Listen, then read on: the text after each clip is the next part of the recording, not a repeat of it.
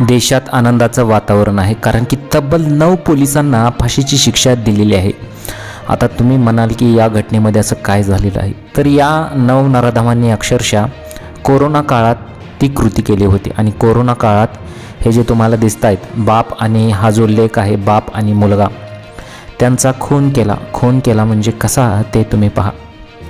आणि त्यानंतर आता न्यायालयाने त्याला या 9 जणांना फाशीची शिक्षा सुनावलेली आहे. भारतात पहिल्यांदाच 9 पोलिसांना एकाच वेळी फाशीची शिक्षा देण्यात आलेली आहे. हे जे तुम्हाला वडील आणि मुलगा दिसत आहे त्यांच्यासोबत तो धक्कादायक प्रकार घडला होता 6 वर्षापूर्वी. तमिळनाडूतील मदुराई जिल्ह्यातील एका न्यायालयाने 9 पोलिसांना मृत्यूदंडाची शिक्षा सुनावली. आता झालं असं होतं की लॉकडाऊनमध्ये वडील आणि मुलाचा पोलीस कोठडीत मृत्यू झाला होता. या प्रकरणी ही शिक्षा ठोठावण्यात आली आहे. ही घटना 6 वर्षापूर्वी घडली होती. लॉकडाऊनमध्ये वडील आणि मुलाचा पोलीस कोठडीत मृत्यू झाला होता. त्यामुळे देशभरात संतापाची लाट उसळली होती. 2020मध्ये तुतुकुडी जिल्ह्यातील साथनकुलम पोलीस ठाण्यात हा प्रकार घडला होता.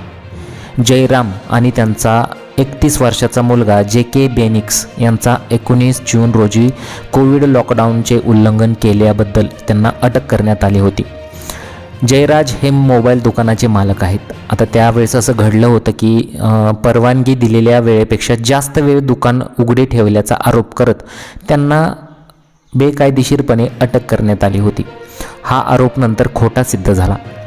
आता पोलिसांनी त्यांना साथनकुलम पोलीस ठाण्यात नेले आणि चौकशीच्या नावाखाली रात्रभर त्यांच्या निर्गुणपणे छळ केला.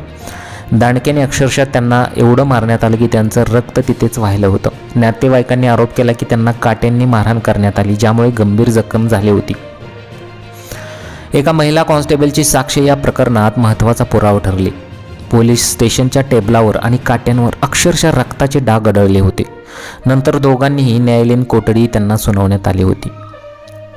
परंतु काही दिवसातच जखमांमुळे त्यांचा मृत्यू झाला. बाप लेकाचा मृत्यू झाला. या घटनेमुळे देशभरात पोलीस क्रूरतेविरुद्ध तीव्र संताप उसळला.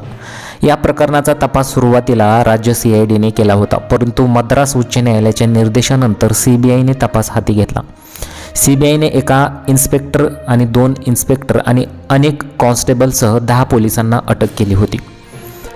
परंतु 10 मधील एक जो पोलीस होता त्याला कोरोना झाल्यामुळे तो मरण पावला होता.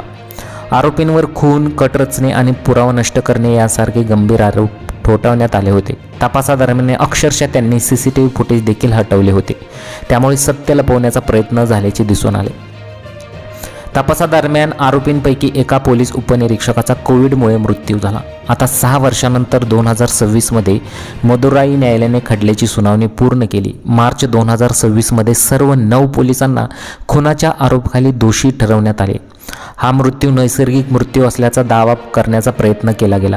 पोलिसांचा युक्तिवाद न्यायालयाने फेटाळला. मात्र हा मृत्यू नैसर्गिक नसून मारहाणीत मृत्यू झाले हे सिद्ध झाले. आणि 6 एप्रिल 2026 रोजी मदुराई येथील प्रथम अतिरिक्त जिल्हा आणि सत्र न्यायालयाने 9 पोलिसांना मृत्यूदंडाची शिक्षा सुनावली.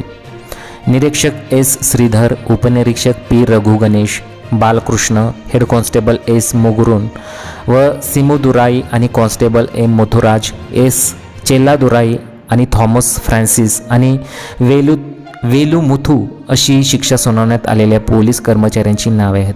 हा योग्यच निर्णय आहे आणि बरं झालं यांना फाशी दिली. अशाच चांगल्या पॉझिटिव्ह प्रतिक्रिया येत आहेत. तुमच्या प्रतिक्रिया जरूर कळवा.